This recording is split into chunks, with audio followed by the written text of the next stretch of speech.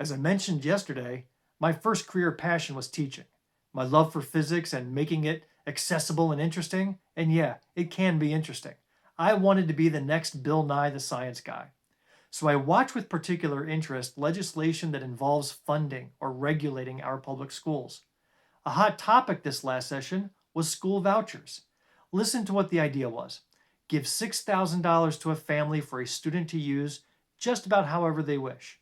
Use it to pay tuition at a private school, get a tutor, buy a laptop.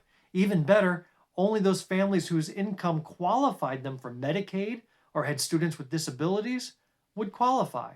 What could be wrong with that? Here's the thing. There's over 390,000 students in South Carolina who would qualify. Guess how many vouchers were going to be funded? 5,000. 5,000 lucky individuals picked who knows how, maybe through some Hunger Games competition, would pull in $30 million of state funds to do whatever they like. If the child decides to leave a public school with that money, well, the public funds for that student leaves as well, and the school has to make do with less. There's so much more wrong with this plan, but I tell you this.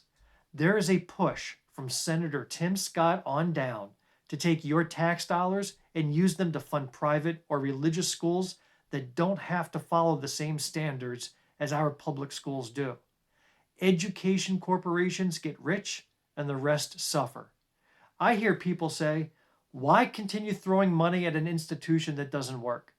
You might as well ask why to continue to give a starving person crackers if they're just going to remain hungry all the time.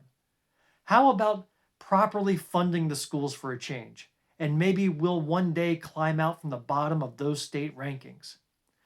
They're planning to file this school voucher thing again next session. If you think this is a bad idea, I will fight against any defund the schools proposal that is introduced. Talk with you tomorrow.